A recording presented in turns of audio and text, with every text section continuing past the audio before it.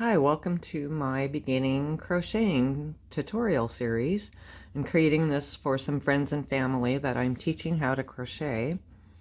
And if anyone else watches it and it helps you too, then great. I want to start with crochet hooks. They come in a variety of different sizes, of course. The size determines the size of your stitch. They're labeled with either a number or a letter, sometimes both. They're usually in millimeters. So like, for example, a medium size hook is around a GFH, around there. The tiny hooks are like this. This one's a B, 2.25 millimeters.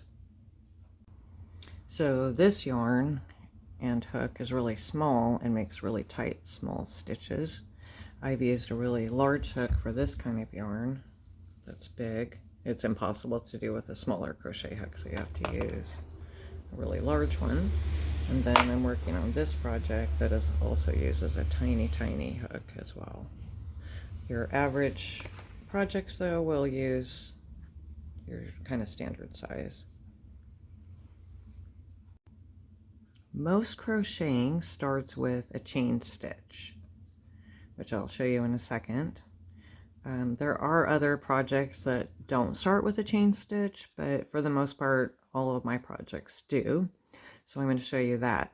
The other thing is, with your non-dominant hand, you're going to be holding the yarn, and that's going to create the tension. So you may not want to hold your yarn the way I do, which is around my pinky and over my pointer like that. And then I hold it with my thumb. That doesn't work for everyone. You can watch some YouTube videos that show 4 or 5 different ways to hold it and see what works best for you. First, you begin by making a slip stitch so that you have a place to put your crochet hook and begin your crocheting. I hold it with my thumb and 2 fingers, and I make it cross over and make it an X basically. And then I'm kind of holding it down here too with these fingers. And then I put my hook in there, just pull it through. Some people can make a slip stitch without doing it that way. That's just how I do it.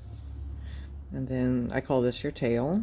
You want to kind of tighten that up because it doesn't need to be that long. And then get it tied around your hook.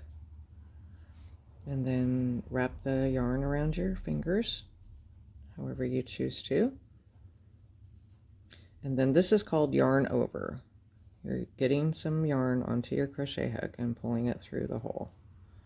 And that's your first chain stitch. It's called a chain stitch. Yarn over, pull it through. Sometimes it's a little tricky at first. I'm trying to go really slow. Yarn over, pull it through. Oops. Sometimes the strands will separate and you either have to take your hook out and do that stitch again, or you can do it on the fly and just fix it as you go.